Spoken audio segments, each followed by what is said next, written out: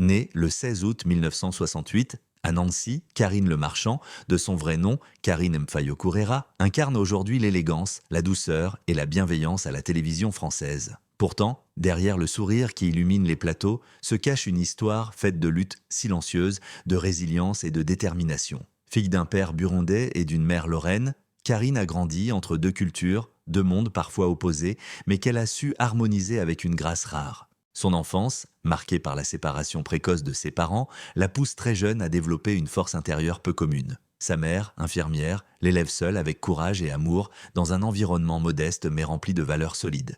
Karine apprend très tôt l'importance du travail, du respect et de l'indépendance. Cette période forge son caractère, mélange de douceur et de fermeté, de compassion et d'exigence. À l'école, la jeune Karine se distingue par son intelligence vive et sa curiosité insatiable. Elle rêve d'un destin artistique, d'une carrière qui lui permettrait d'exprimer la sensibilité qu'elle garde souvent cachée. Après le lycée, elle s'oriente d'abord vers des études de lettres et de musique. La voix, déjà, est au centre de sa vie. Douce, posée, reconnaissable entre toutes, elle deviendra plus tard sa signature à la télévision. Mais avant d'en arriver là, le chemin est semé d'embûches. À 17 ans, Karine quitte Nancy pour Paris, la ville des possibles. Sans réseau, sans fortune, elle multiplie les petits boulots, mannequinat, figuration, assistante, tout ce qui peut la rapprocher du monde des médias. Elle comprend vite que pour exister dans cet univers impitoyable, il ne suffit pas d'être belle. Il faut être persévérante, audacieuse et vraie. Son premier contact avec le micro arrive presque par hasard. Une audition dans une radio locale, puis une petite émission musicale sur RTL. Le charme opère,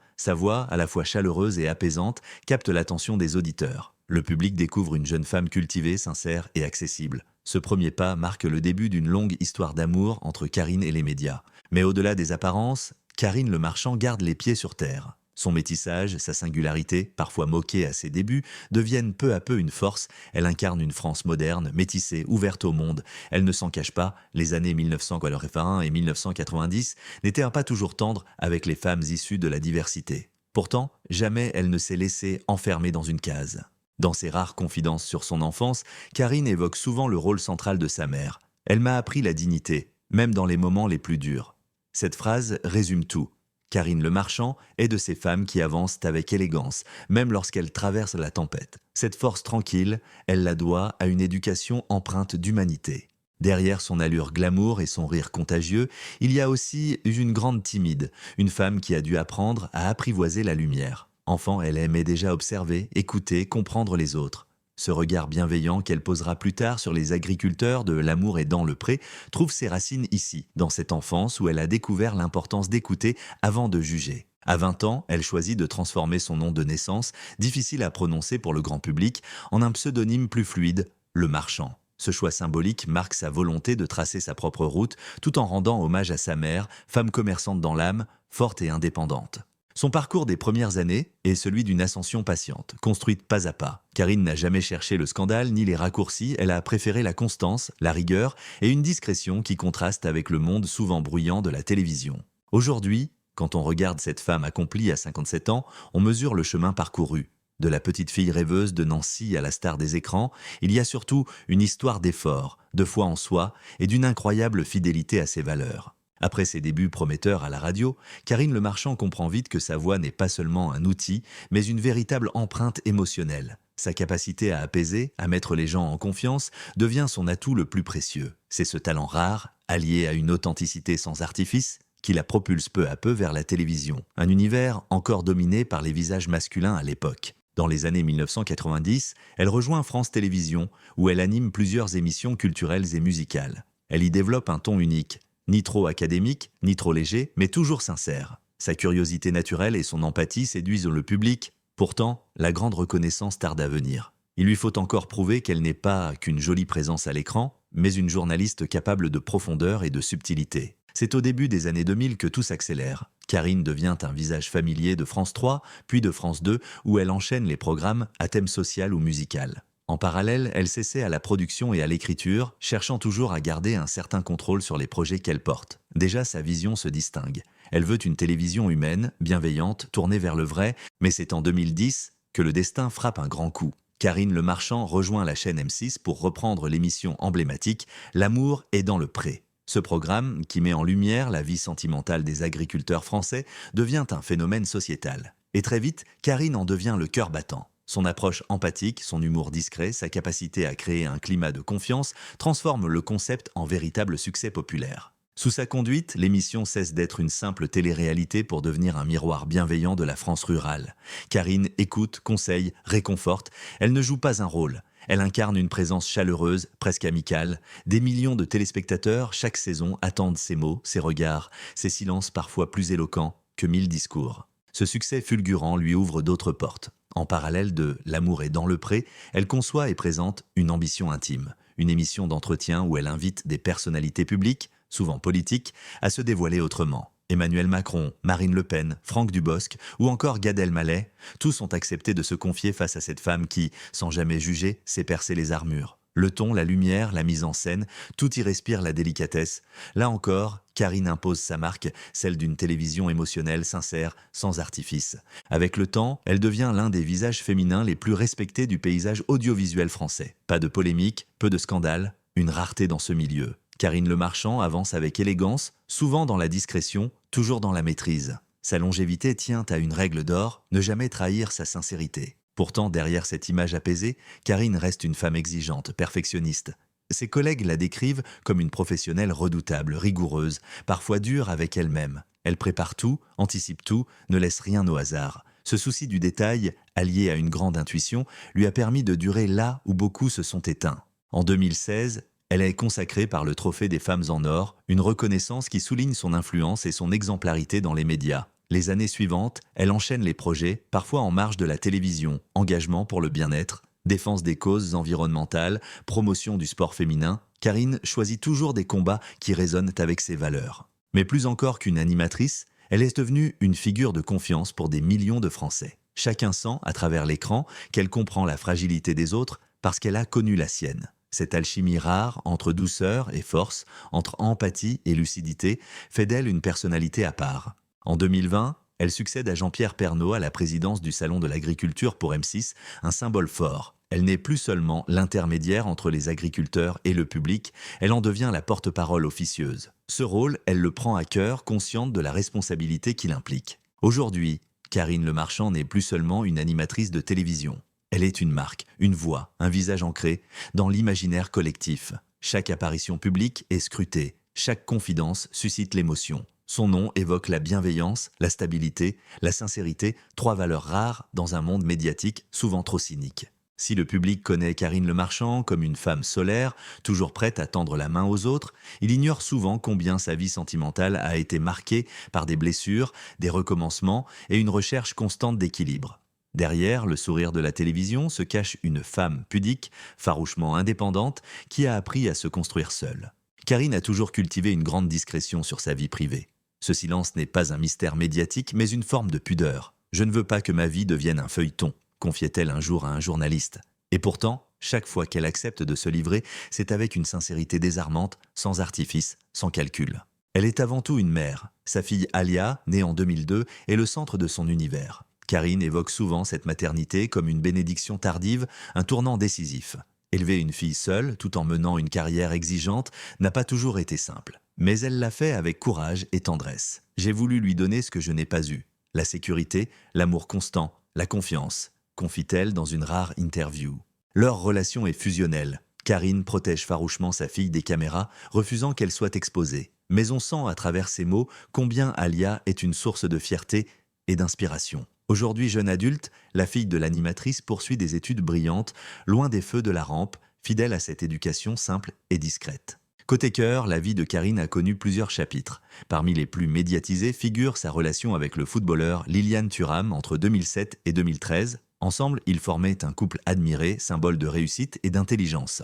Leur rupture, toutefois, fut douloureuse et très commentée. Fidèle à sa nature, Karine a refusé de s'étendre sur les raisons profondes de cette séparation. Elle s'est contentée de dire « Nous n'étions plus sur le même chemin ». Une phrase sobre, mais révélatrice d'une immense maturité émotionnelle.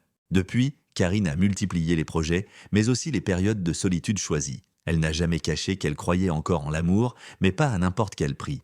L'amour, ce n'est pas à se perdre, c'est se trouver à deux, disait-elle un jour. Cette philosophie résume bien sa vision. Lucide, mais jamais cynique. Dans ses émissions, on retrouve souvent cette approche. Elle encourage les autres à aimer, tout en sachant combien cet acte peut être fragile. Ses conseils aux candidats de L'amour est dans le pré sont souvent empreints de son propre vécu. Elle sait ce que c'est que de douter, d'espérer, de recommencer. Et c'est cette vérité intime qui la rend si proche du public. Karine a aussi parlé ouvertement du temps qui passe, de son rapport à la féminité après 50 ans. Là où beaucoup redoutent la solitude ou les rides, elle y voit une forme de liberté.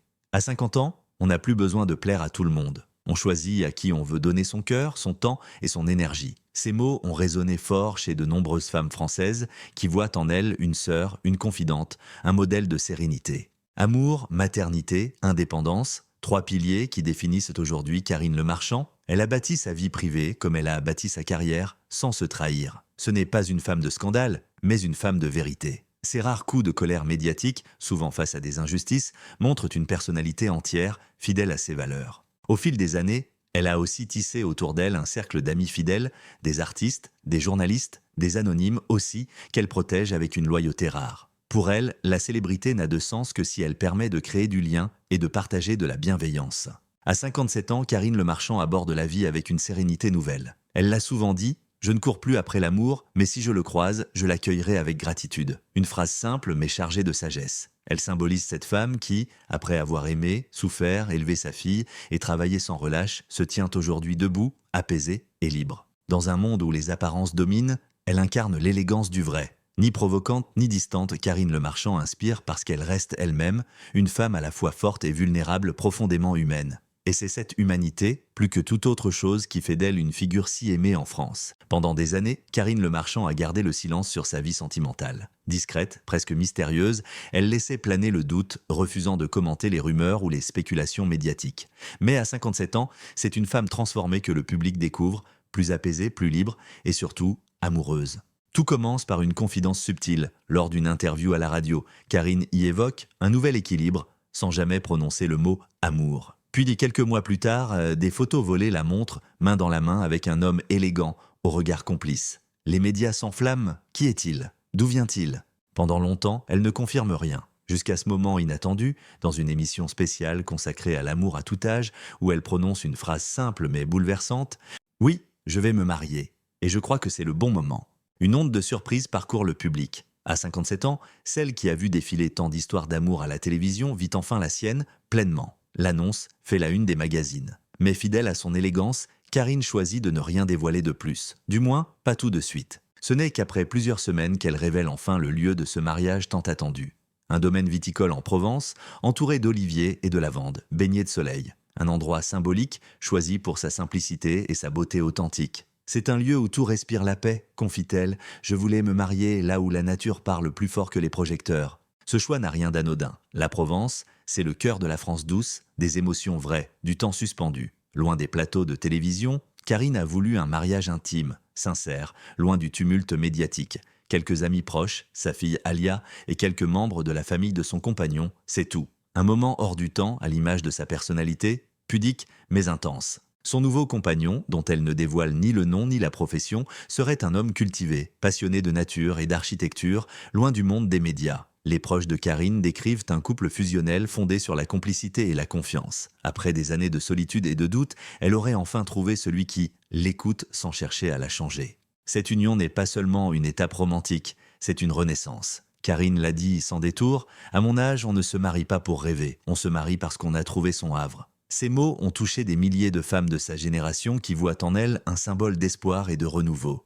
Le mariage, prévu pour l'été, a été célébré dans une ambiance provençale entre vignes et ciel bleu. Pas de robe extravagante, ni de faste hollywoodien. Karine portait une robe ivoire simple, fluide, rehaussée d'un léger bijou de famille. À son bras, un bouquet d'oliviers et de lavande, symbole de paix et de fidélité. Lors du dîner, un ami proche aurait lu un texte bouleversant sur l'amour mature, rappelant que les plus belles histoires arrivent de parfois tard, mais qu'elles n'en sont que plus vraies. La mariée, émue, aurait laissé couler quelques larmes. Des larmes de gratitude, de soulagement, d'accomplissement. Ce mariage marque un tournant dans sa vie. Pour la première fois, Karine Le Marchand ne fuit plus l'amour, elle l'accueille, elle ne craint plus le regard des autres, ni la fuite du temps. « Je me sens enfin à ma place », confie-t-elle dans une récente entrevue. J'ai compris que le bonheur n'est pas un miracle, c'est un choix quotidien. Symboliquement, cette union en Provence incarne aussi un message pour son public. Il ne sait jamais trop tard pour aimer. Après des décennies passées à aider d'autres, à trouver l'amour à la télévision, c'est elle, désormais, qui écrit sa propre histoire d'amour. Une boucle se referme. Les fans, bouleversés par cette révélation, voient en elle la preuve vivante que la vie réserve toujours une seconde chance. Les médias, eux, saluent une femme qui a su garder le contrôle de sa narration, ne cédant jamais aux pressions du sensationnalisme. Aujourd'hui, Karine Le Marchand regarde vers l'avenir avec un sourire serein. Elle n'a plus rien à prouver. Son mariage n'est pas un événement mondain, mais un acte intime, un symbole d'équilibre retrouvé. En Provence, là où tout respire la lumière et la simplicité, elle a trouvé son refuge, son chez elle, auprès de l'homme qui partage ses valeurs. Et lorsque les caméras s'éteignent, il reste cette image, celle d'une femme apaisée, épanouie, qui marche dans les vignes, main dans la main avec celui qu'elle aime, comme une héroïne moderne qui a enfin trouvé le lieu et le moment où le cœur cesse de chercher.